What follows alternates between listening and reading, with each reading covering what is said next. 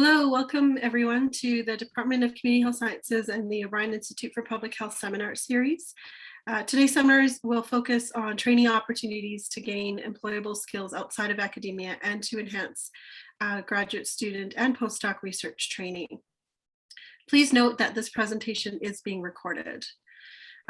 Before we start, I'd like to acknowledge the traditional territories of the people of the Treaty 7 region of Southern Alberta, which includes the Blackfoot Confederacy, comprising the Siksika, Piikani, and Kainai First Nations, as well as the Tsuut'ina First Nation and the Stoney Nakoda, including the Chiniki, Bearspaw, and Wesley First Nations.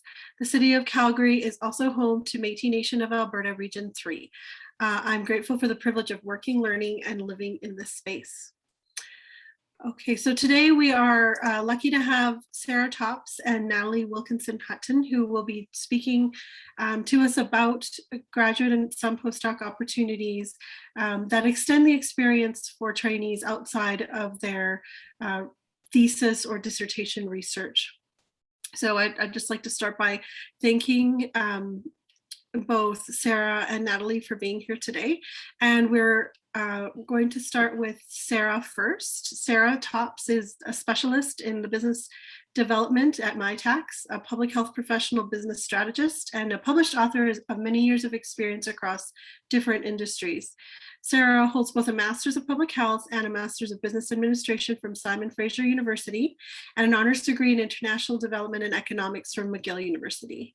Sarah currently works for Mitacs, an independent national nonprofit which promotes innovation in the Canadian economy by building collaborative research projects between industry, including eligible not-for-profits, and academia. She also works closely with the life science and social innovation teams at Innovate Calgary. Sarah is most at home working in the crossroads of innovation and impact while passionately raising the profile of others in this space.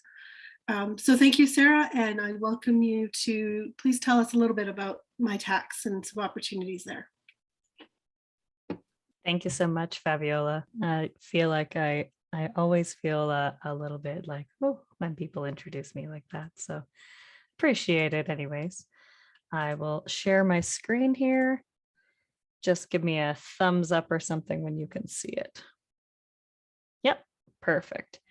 So Mitacs is an independent, not-for-profit organization, as was mentioned. And our role is to bring together researchers from academic institutions with industry. And industry could include a company, not-for-profit, municipality, or hospital. And we want to see research partnerships. And we do that through a number of ways, but primarily through funding research projects and specifically for research internships. So thank you very much to the federal and provincial governments for giving us lots of money so that we can give it to you. We have a highly flexible model. I won't get into this slide too much, but basically there's a number of folks who are like myself at different institutions across Canada. So we have a large research network where we learn about the different research focuses at different universities, and then we help connect industry to those researchers. So we're always looking for new opportunities and ways to support that. So we fund the entire innovation spectrum. So we start from what could be called like pre-research.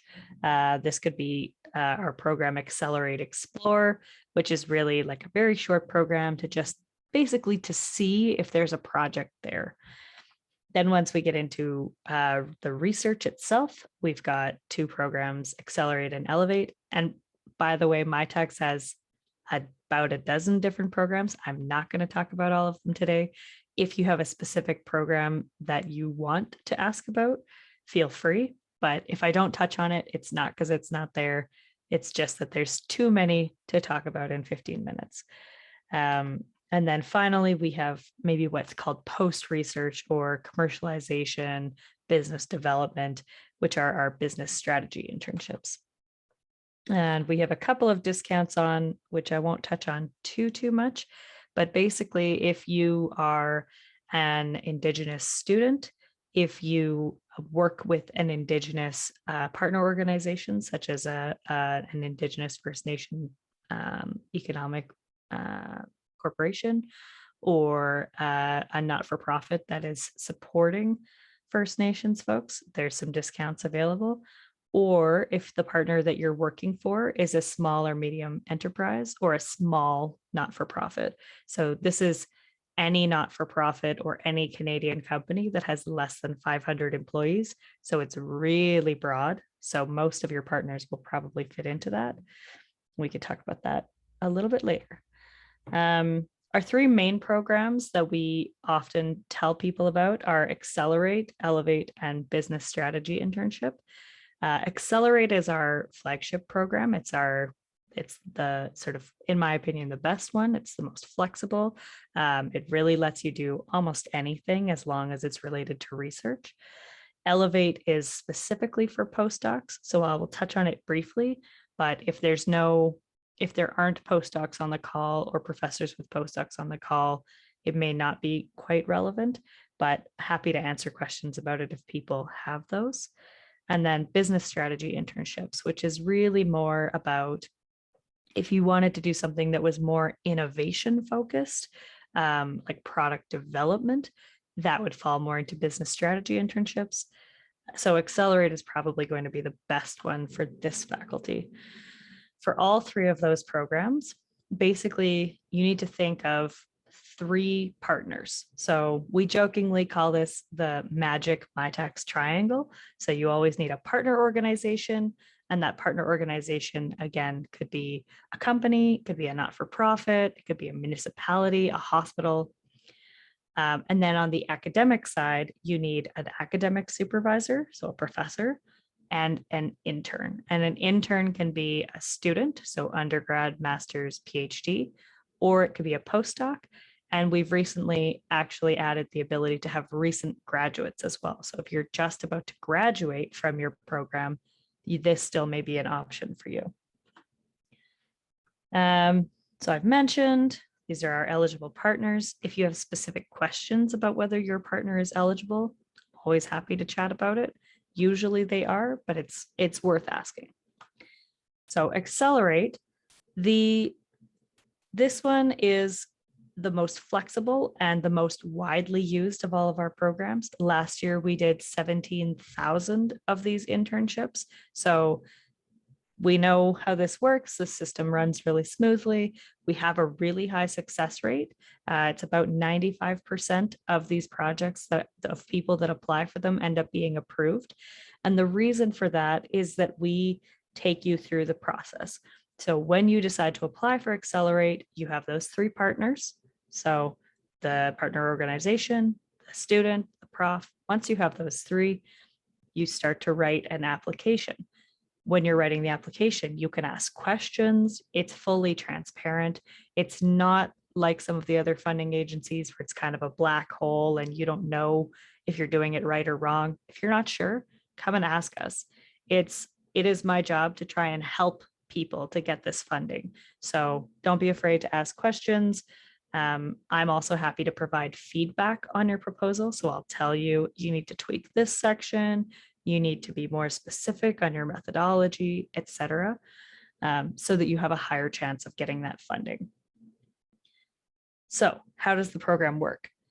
It is based on what we call units. So if you think of a unit as being 1 4 to 6 month block of time, and it's usually 4 months, we can extend it to 6 in the event of the student needs to work part-time, the student has to take a class, there's some other reason that we need to stretch the hours out. That's usually when we use 6 months, or when the partner really needs to stretch their funding, like if it's a not-for-profit and they don't have a lot of money. So those are the kind of reasons. Typically, I encourage people to use the 4-month units because it provides more funding and better matching for your partner's funding. So if you think 4 months, 3 partners, that's 1 unit. And within that unit, you have to spend your time split between, so it's full time, but you're split between the university and the partner organization. So you're spending usually half of your time at one and half of your time at the other. It's a minimum of 25%. And again, we can talk about that if anyone has questions. Each unit typically is worth $15,000, 1-5. So if you take that $15,000, where does it come from? Half of it comes from Mitacs, 7,500. The other half comes from the partner organization. So the other 7,500 for a total of $15,000.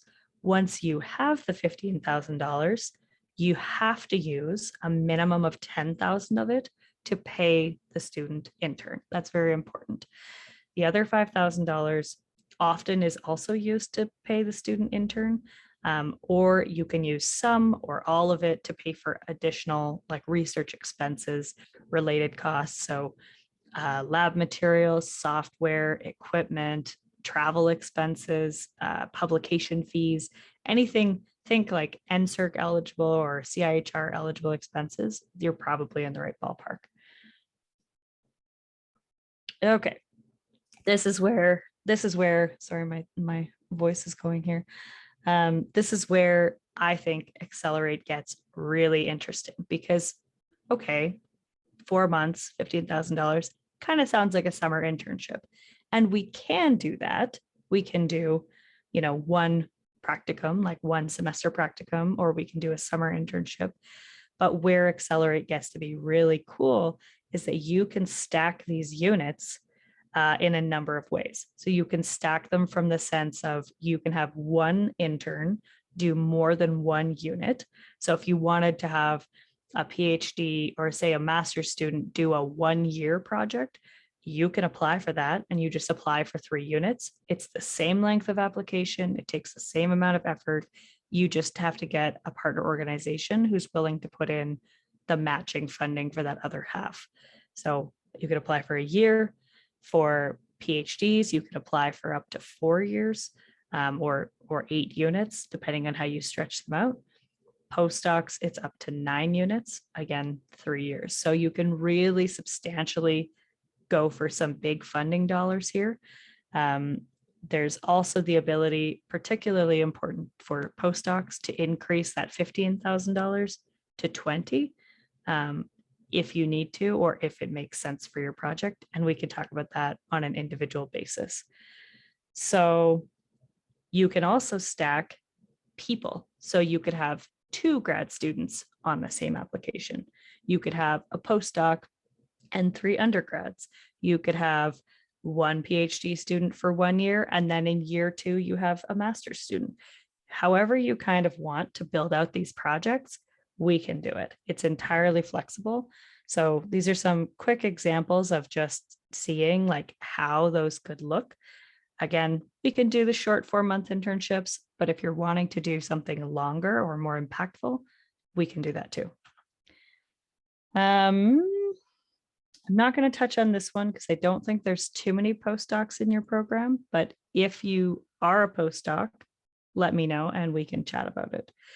We also have some strategic partnerships. So with all the tri-councils, as well as others such as Genome Canada, if you are putting in an application already to one of those, like say the CIHR Transitions in Care grant, you can jointly apply for Mitacs funding. So a little bit more work, a little bit more paperwork, but you're going to greatly add to the funding that you can get.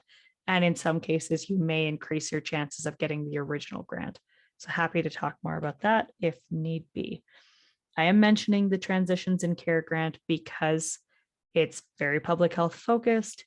The deadline is coming up on November 15th, but it is something that there's a significant amount of funding. I think it's about $11 million, and it is available to support these kinds of projects, but we can also add Mitacs to that. So there's ways that you can amplify it. So if you're doing one of these grants, let me know and we could see if we can get you more funding. I'm also not going to talk about Elevate because again, very postdoctoral fellow focused. However, that funding call is recently opened and it has increased the budget for this year. So again, if you're a postdoc or you're a professor with postdocs, or you're a last year PhD and you're thinking about doing a postdoc, let me know and we can go back to it. So I'll throw my email contact stuff up there. And if you have any questions, feel free to put them into the chat, like the Q&A box, and I'm happy to answer them by text, or if it's a question that makes sense for everyone, then I can come back and answer it to the whole group. Thanks for listening.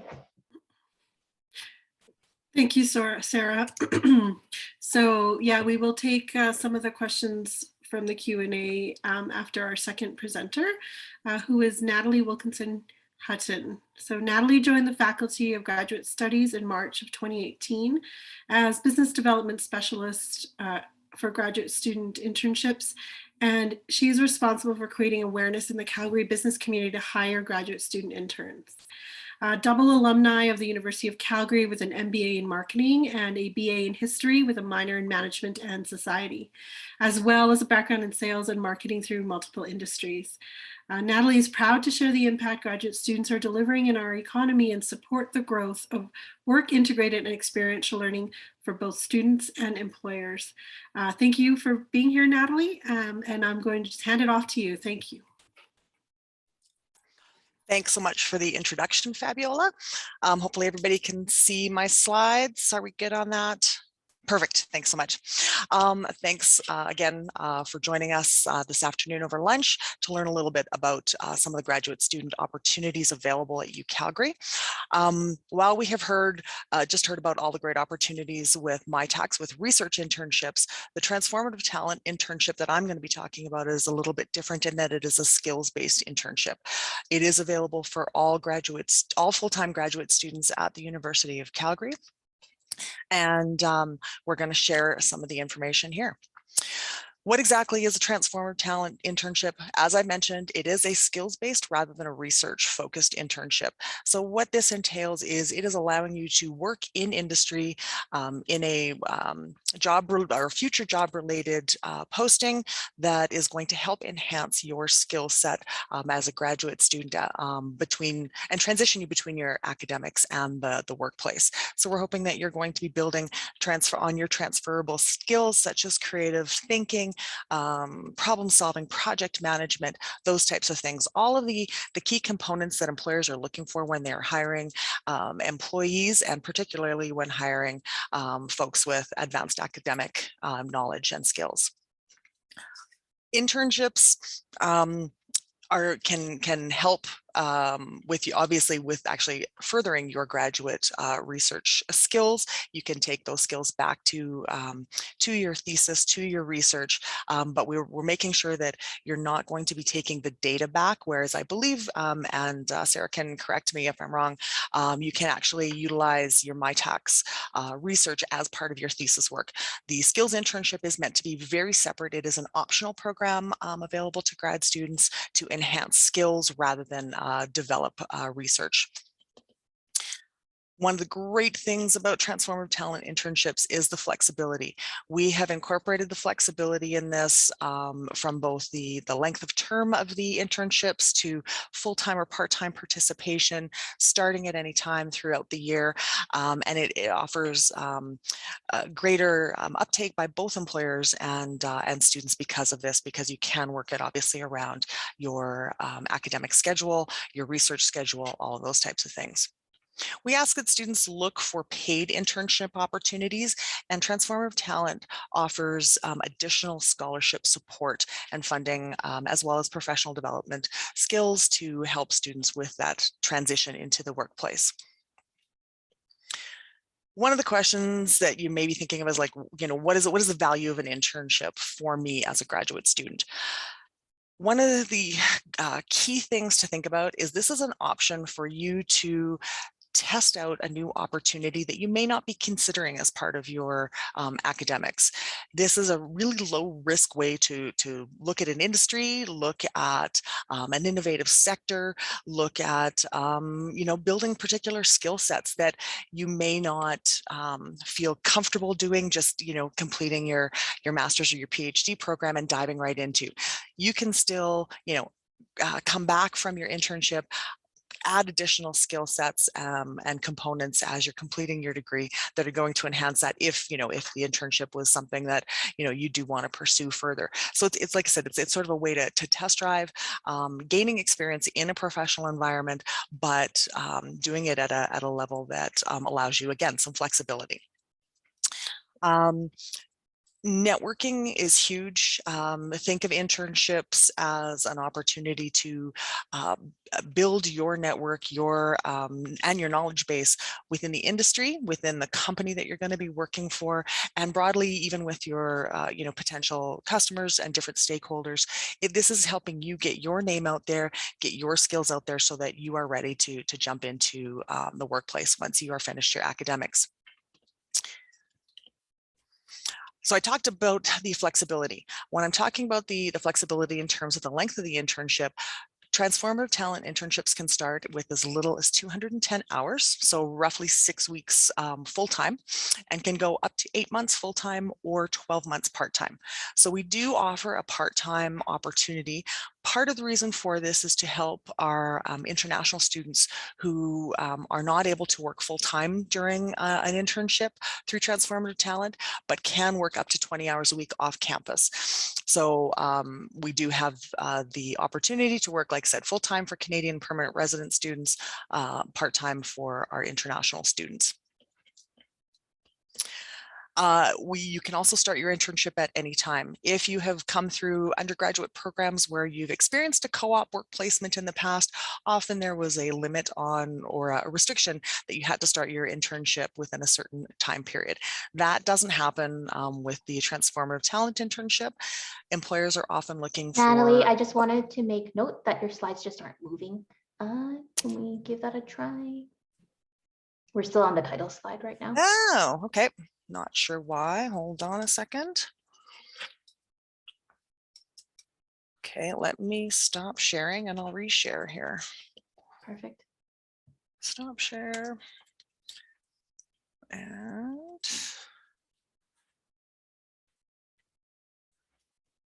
share screen PowerPoint.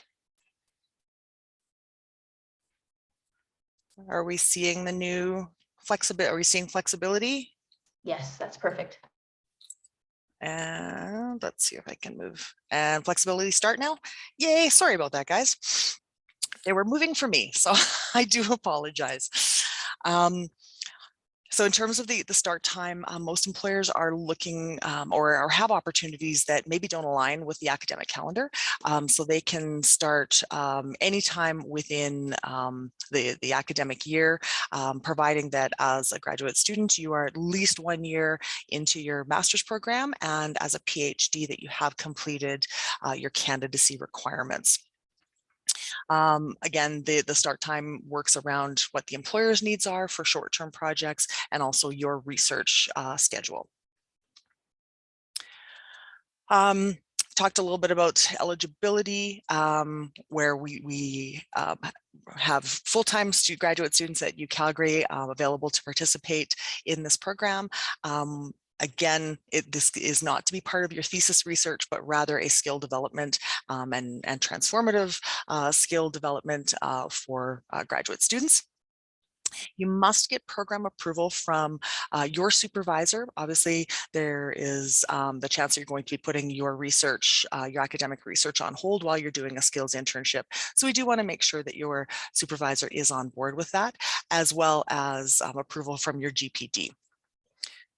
And again, just a quick mention on the 20 hours a week for international students. In terms of the application and the internship itself, the internship should provide meaningful work experience. We've had some really interesting internships come up recently, and I've got a few that I found that might be available or pertinent for this audience. And as part of the application, that we want students to really contemplate what their goals and learning objectives are for participating in this internship. We ask that you complete 3 to 5 of these learning outcomes, and we really want you to articulate and reflect upon the skills that you're looking to develop and how they relate to the opportunity that you are presenting as your internship. and also how they're going to help build your career moving forward. So we kind of want you to really reflect deeply and think about what this opportunity brings in terms of value for you moving forward. Once you submit an application, we do accept applications for the first of every month. So it is a rolling application process. They are reviewed by a committee. So members, we have professors and graduate program directors from multiple departments across campus. And it is reviewed by this team, and then it goes for a financial review as well. It usually takes about 3.5 weeks for that review to come in, so you can start your internship relatively quickly in terms of the application process. In terms of the funding that we allow, it varies a lot. So we don't have the sort of the nice little blocks that that Mitacs does. But as I said, we look for students to find paid internship opportunities as working individuals. And if the opportunity pays less than $20 an hour, so same Alberta minimum wage at $15 an hour, the Transformative Talent Internship can provide top-up funding to get grad students to that $20 an hour. We also provide tuition support. You will be enrolled in an INTE internship course for the duration of the internship, which allows you to maintain your full-time student status, which is actually a bit of a benefit for potential employers as well, because it allows them to access some federal funding in hiring you. So you do maintain student status through this internship course, but as a TTI student, this tuition for the course is reimbursed, or if you're a research-based student, we also provide the continuing fees for the semester or semesters that you're doing your internship. At the end of your internship, once you have completed the reflective reports and articulated what you've learned in this work integrated learning opportunity for Transformative Talent Internship, you are provided with a completion award as well. So that is a scholarship to spend how you wish and enjoy the fact that you've put in maybe 8 months of really hard work with a potential future employer. When we ask you to look for an internship, we do provide some help with that, but we're asking that you start researching organizations that you have an interest in. These can be startups, they can be large pharma companies, anything that you have an interest in, and we want you to find something that is going to build the skills that you want to build. So it's not limited by sort of our scope. We want you to find those nuances that are going to help you build the roles that you want to take further forward. Utilize your networks, utilize your profs, your colleagues, your social networks. You never know where an opportunity can exist. A lot of organizations are really excited to bring on student talent because of the innovation and desire that graduate students will bring.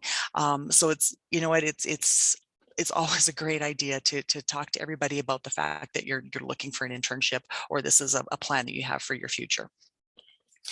We do have on-campus resources as well. So if you're not familiar, there is a graduate studies page on the Elevate platform. So there's the broader campus board, but when you log into Elevate, if you scroll down the left-hand side of the platform, you will see there is graduate studies. If you click on that, we do have a job board.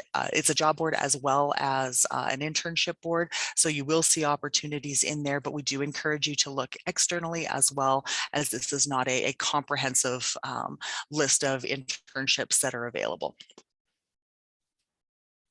Some of the internships, we've had a few community health students that have done internships with us, and they have found work with the Medlior Health Outcomes Research Organization, and have done sort of research, health outcomes research, writing, and administration of different projects. So that is a fantastic opportunity with a local organization here in Calgary. And then the other 5 placements that you're seeing around are just what I found in the last day or so, sort of doing quick searches for, health-based, public health, community health-based internships available. Now, one of the things I will not caution you on, but don't just take those internships that are posted. What I utilize, some of my, what I help utilize, students utilize the online search for, is to find companies that are hiring, to dig a little bit deeper, to find something that fits, again, with what you're looking for, the skills you're looking to build upon, that sort of thing. I'm not going to go into how it works. I did kind of go through. You find your role, you submit your application. It is reviewed by our committee, and then you receive the funding and can start your internship. Here are some of the great quotes that we have from past Transformative Talent students. The one that I find particularly wonderful is the last one, where the student was offered a full-time opportunity with the interning organization. We've had that happen with a large portion of our students. They will do their internship, return to complete their studies, and either work part-time for the organization while they're doing that, or have a commitment from that organization to follow up with a full-time opportunity once they've graduated. So these, while there may be stepping stones, they could be really valuable in terms of securing future employment with an organization post-graduation. As I said, we do provide support in terms of your application and search for an internship employer. So feel free to set up a meeting with myself, and we can go through some strategies and tactics. I will want to know, obviously, what you're looking to achieve, what you have done in your searches in the past. But as Sarah said, we're here to help you find those opportunities. We want you to be successful. We want you to secure this funding and these opportunities. So please take advantage of the resources that are available to you. My information is here. As I said, I'm with the Faculty of Graduate Studies. You can find our information on our websites. And if you want to come in person, as we are doing that as well, we are on the 10th floor of the Earth Sciences building, or I can meet with you anywhere on campus or via Zoom as well. And I think that is it. And I will pass everything back to Fabiola. And apologies again for the slides not moving forward on the first bit there. All right. Thank you very much, Natalie and Sarah, for some very helpful information. I know a lot of our graduate students have been expressing interest in extending their experiences during their program. So I think both of these opportunities are a great way for them to do that. We have a few questions in the Q&A. So I'll start with the first one. Question from Daniel. He's wondering if the amounts that you quoted, and this is a question for Sarah for the Mitacs, of $15,000 per unit are the same for postdoc fellows and for graduate students, or is there a different amount for postdocs? Yeah, that's a great question. So the $15,000 unit is our kind of standard typical unit. Previously, we allowed postdocs to do a $20,000 unit as well. This has actually now been opened up so that it's open to both postdocs and upper level graduate students. So if you are, a final year PhD, you could also apply for this. But there is that flexibility to apply for that $20,000 unit, which would be $60,000 a year. And the same rules apply of that 5K flex, and then the remaining amount, so 15K in this case, being for stipends.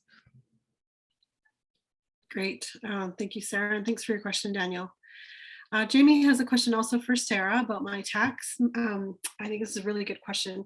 Mitacs seems to always say yes to when it comes to eligibility, which is a wonderful thing. So to help us understand any limitations, can you think of some examples where Mitacs has in the past said no? And then once eligibility is established, what is the success rate of applications for Mitacs awards? Kind of a two-pronged question there. Yep, no, that's great. So I can think of some examples. So things that would, where partner organizations would not be eligible would be anyone who is not incorporated. So maybe it's like you think of like a not-for-profit, but they're still very loose, or they haven't gone through the process of incorporation yet. this is something where we don't have a time requirement. So it could be literally incorporated on the same day that you apply, but it needs to be incorporated beforehand. Sometimes, so one of the other things we look for is partner interaction. So what we do not want is for a company or a not-for-profit or a foundation, foundations do this quite often, to pay for the research, but never interact with the student. Like, we don't want a company to say, please go find this out for us and report back in 8 months. We don't do those projects. We always want to see interaction between the student and the organization. And often with foundations, they don't do research. They don't have like an office, or they don't really have anywhere to work with that student. And so foundations are often not eligible, but not always. It just takes an extra bit of checking.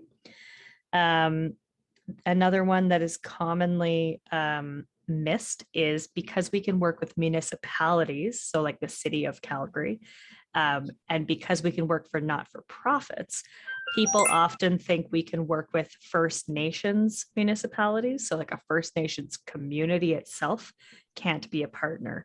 There's various ways that we can work with that. Like, we can work with the Economic Development Corp that's owned by that community. We could work with a not-for-profit that is run by that community, but we can't work with the community themselves.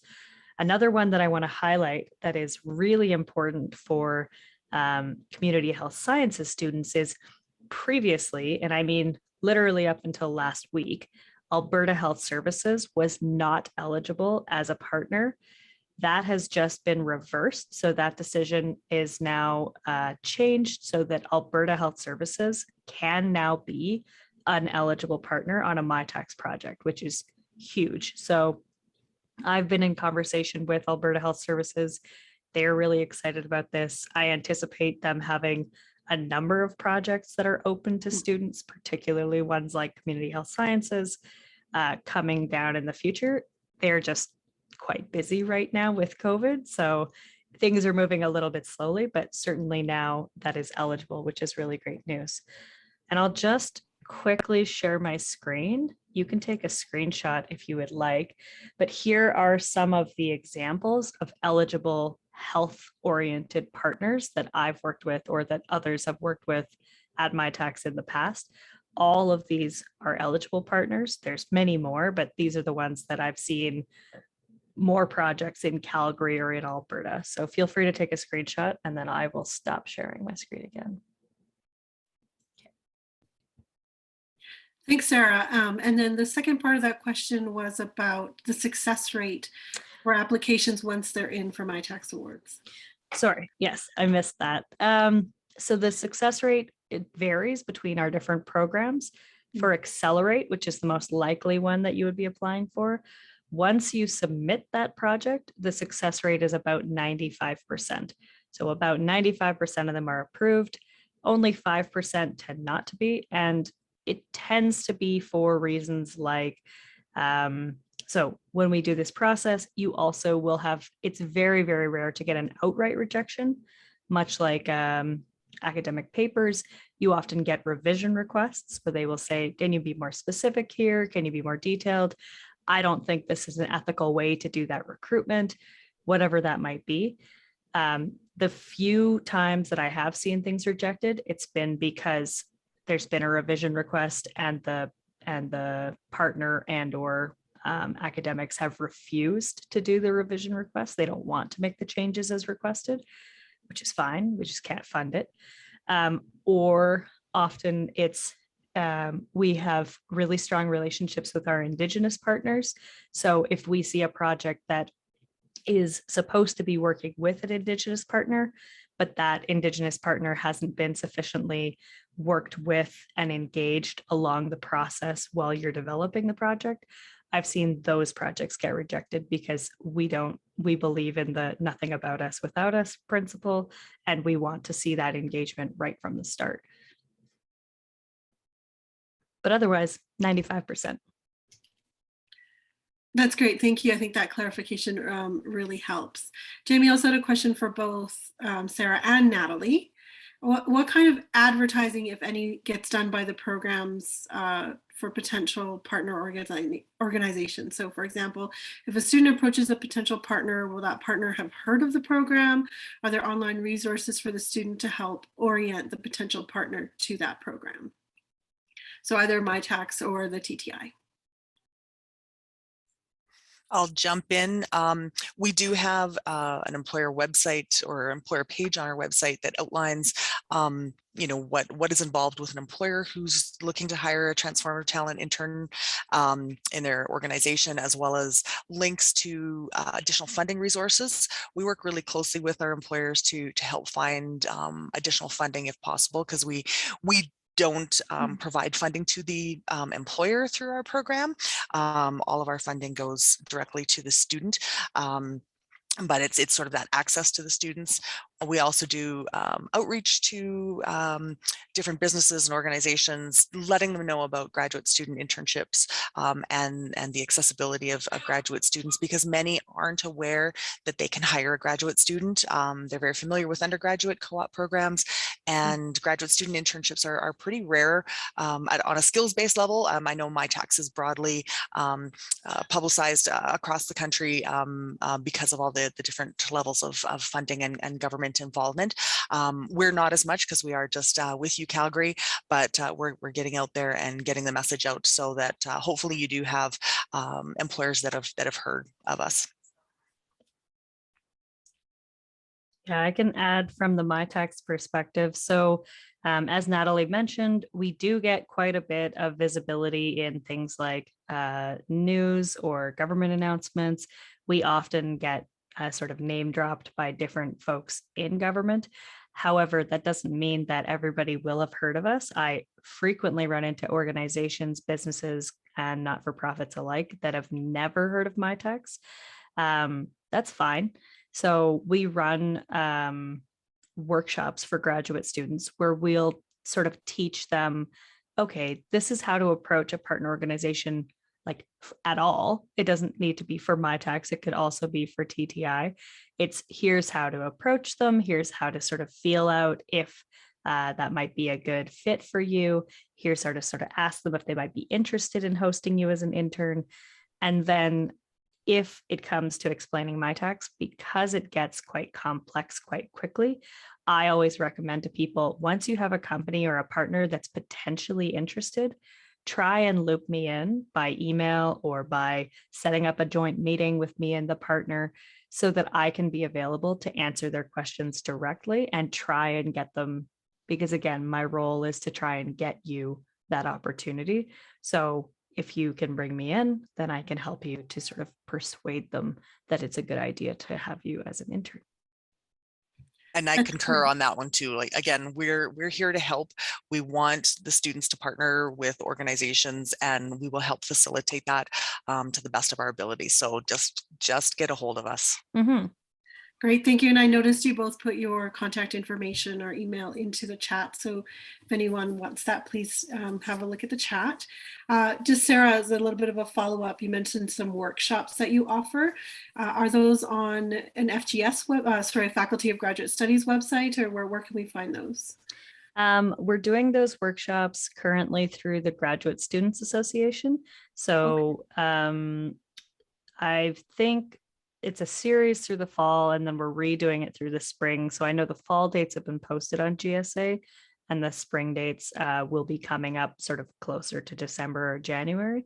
But we always run these workshops on a sort of on-demand basis as well. So it's something where if there's enough interest from the faculty of, or like from O'Brien Institute of Public Health, I would be happy to come and do that same kind of workshop where Natalie and I can co-do a workshop on how do you approach an industry partner? How do you look for an industry partner? How do you position yourself? All those kind of things. We're also actually for TTI, I'm partnering with Career Services November 9th.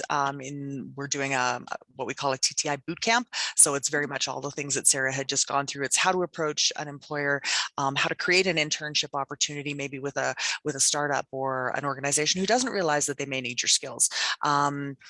So we do a lot of that work. It's about a 3-hour workshop, and we will be posting information about that shortly through via grad post. So keep an eye out for that. Yeah, great, thanks. Thank you, and we can also disseminate that for you as well through our membership. Great, so I'll take another question. I have one from Julie. What is the role of the organization that would like to express interest in having an intern? Is it possible to have an intern if your organization has no money to pay an intern? So there is potential funding available. Again, it doesn't go through to the organization. If a student is looking to work with, or if an employer is a not-for-profit or a startup, a pre-revenue startup, please reach out. We do have we may have the capacity to be able to fund the student up to 480 hours at the $20 an hour mark, but only for those instances. Because this is a work integrated learning skills type of internship, there is an expectation that the students do receive a salary and have that earning and payment for their labor type of thing. But like I said, if it's a not-for-profit or a startup, we do certainly look at those and look to try and fund those through Transformative Talent as well. Great. Yeah, I can answer that one as well. So it's kind of two separate questions for Mitacs. So I'll answer the second one first. Is it possible to have an intern if your organization has no money to pay an intern? No, not through Mitacs, because there always needs to be some cash contribution from the partner organization for the same reasons that Natalie mentioned, and because our funding from the government is contingent on matched funding from an incorporated organization. However, in my experience, even with startups, even with not-for-profits, even with very small organizations, it is very unusual that they don't have any money. Usually it's a question of value for money, and it's a question of they want to see, they don't want to spend money on an intern because they may have had bad experiences with an internship program before, or they may be still used to the idea that interns are unpaid. That was a sort of an old stereotype that is still lingering in the workplace. Often it's a case of having a conversation and explaining the value that they're getting, the access that they're getting through this. I've very rarely had an organization actually walk away because of the money. Usually it's just a question of having that conversation. The first part, what is the role? So the role of an organization for Mitacs specifically, again, we're looking for that partner interaction piece. So they have to be willing to host the intern. They have to be willing to commit to funding their portion. And that could be adjusted. Like we have an SME discount right now that could reduce the funding. I think the lowest amount that you could contribute funding right now is $2,500. So if they can come up with $2,500, we can figure it out. If they have a bit more, we can do other things with them too. They have to pay, they have to host, they have to help with writing the proposal. So actually writing out what it is that you're going to be doing with them. They can take a back seat to that to a certain extent, but they do need to read through it and sort of give you feedback if it's not accurate with what they are expecting. And then supervise you while you're at their site, hopefully, and give you some mentorship. Okay, great. Thank you. And we do have time for, I think, this one final question. Are international non-for-profit organizations eligible for partnerships? So I'm guessing this is probably a Mitacs question, but I suppose TTI could weigh in if. Yeah. So international companies are eligible. International not-for-profits are not. However, if it's an international nonprofit that has a Canadian subsidiary, so like Save the Children Canada is allowed, for example. That's great. And in terms of TTI, students can certainly do internships internationally, and we do recognize that there are certain countries that don't pay interns. It's not about, like in Canada, it is required that students receive payment for doing internship work. In other countries, even the US, it is not a requirement. So we will actually consider those as well. So it is possible for the student certainly to get funding for international and not-for-profit or other organizations. Great. Okay, fantastic. So I did fib. Sorry, there is one more question, then we do have time for it. That's a question from Jamie, and this is for both Sarah and Natalie. For the award application, what is the balance between the effort, ownership expected of the trainee versus the faculty member or academic supervisor? So I think just trying to get a feel for how much work is there for the faculty who are kind of, mentoring the students through these processes as well. Yep. So on Mitacs side, this is part of where the flexibility can be a good thing or a bad thing. So I've seen it 100% in both directions. Usually it's shared. So I've seen internships where the intern basically did all the work, all the applications, set up the partnership, and basically just got a prof to sign off on it and be like, yep, I will supervise, and then be there sort of nominally to hold the funds. I've also seen it in completely the other direction where a prof is doing a project and they need bodies to do the labor, to do the work. They're getting like a giant NSERC grant or a CIHR grant, and they just need any trainees. And so they will actually put in the application without a student being named, and then they just fill in the students as they bring them on.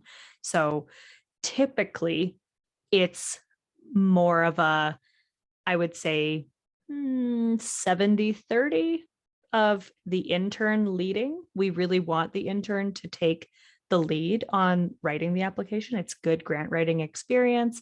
It is to their benefit to do this. So we try and encourage that. But often the professor on the application, sometimes it's just that they need to read it over and be like, that's not quite the right way to word that or say that, or that wouldn't be the methodology we will use. Great. Thank you, Sarah. Natalie? On the TTI side, it is definitely all student-led as the academic supervisor while a student is doing a transformative talent. Largely, those students are, absent from their research or maybe doing their research part-time. So they're doing this work independently with an organization. We certainly encourage all graduate supervisors to, continue to maintain contact with their students because they are still students at the University of Calgary. But in terms of sort of once the application is in, the work is definitely all on the student to do the internship. We will follow up with the academic supervisors just to make sure that how are you finding this, because largely when a student is leaving their academic research, it's a potential imposition on the faculty supervisor because of the absence of the research type of thing. But we're also seeing a lot of faculty support ecstatic about their students getting an opportunity to apply their trade and their skills and their knowledge outside of the academic realm. If I can add just one more piece to that, because you reminded me, Natalie, around the research portion of it.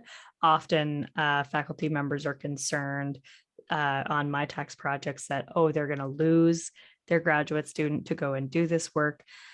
In our research internships, we have actually seen the opposite, where typically interns that are doing these research internships, there's often research publications that come out of it or thesis work that comes out of it. And companies, like, understanding from an industry side, they don't care if their name is on the application or on the academic paper. They don't know anything about first author, second author. That doesn't matter to them at all. They just want to get the results. So often it's an easy way to get more publications out of your graduate student, typically at a higher caliber, because it's using real world data, it's using real world examples. And there's an interesting paper that I have, if anyone wants it, that showed that papers which are tied to an invention or development of a product are more highly cited than almost any other category of paper. So it's a strong incentive as well for professors because you're going to get your name on there too. That's great. So thank you both to Sarah Tops and Natalie Wilkinson Hutton for your time today, for sharing. This, I think this is really an important opportunity for all of our graduate students and postdocs where it's appropriate to build those extensive skills. And thank you again for sharing your contact information and your willingness to really help our students through these processes. And lastly, I want to thank Liz Lai and Brittany DeAngelis again for supporting the webinar. Thank you everyone for being here. The recording for this webinar will be available on the OIPH seminar website. And with that, I'll wish you all a wonderful Friday and a great weekend. Thank you. Thanks so much. Thanks for having me.